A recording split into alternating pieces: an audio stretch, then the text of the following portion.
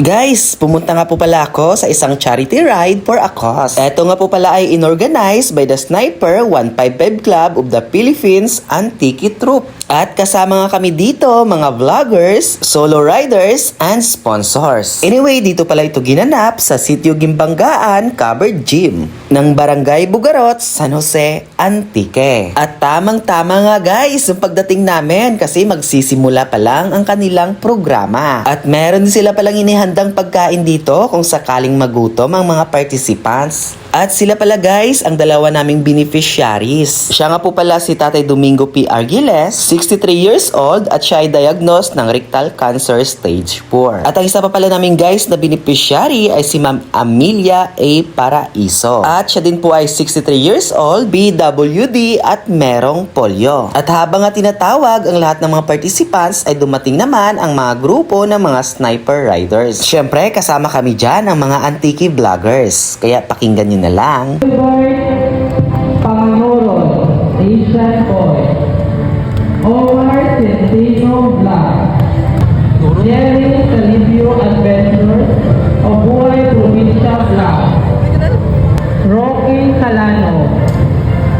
O diba guys, sa nakikita natin, grabe, napakaganda ng kanilang mga motorsiklo. Mapapasa na all ka na lang sa napakagandang mga sniper. Ganun daw kasi guys, kapag tunay kang rider, dapat inaalagaan talaga at pinapaganda ang iyong motorsiklo. Nakaka-amaze nga at napakagandang pagmasdan kung paano nila inarrange ang kanilang mga motor. Lahat talaga guys, napakaganda at kumikinang ang bawat parte ng mga motor. Grabe, nakaka-amaze. At shoutout nga po pala guys sa mga bida-bida kong kasama sa Antiki Vloggers. Oy, charot lang po!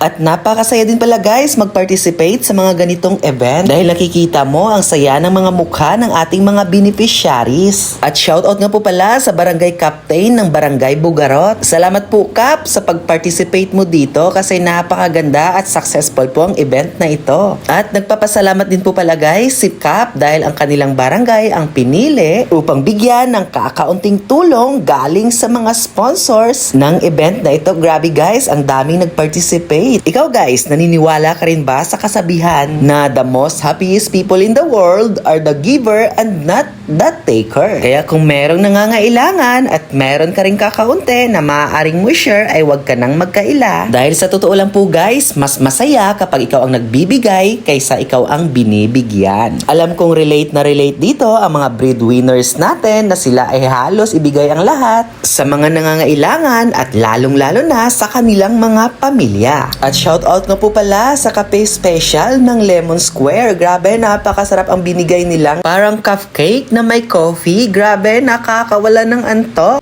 Ito yata ang kanilang bagong produkto ng Lemon Square. At shoutout nga po pala kay Roger Vlog Vines na isa rin kasamahan namin sa Antiki Vloggers. Oy, sana all may talent sa pagkanta. At habang nga siya kumakanta dito ay nag-alay naman ng bulaklak itong si Madam Tintin.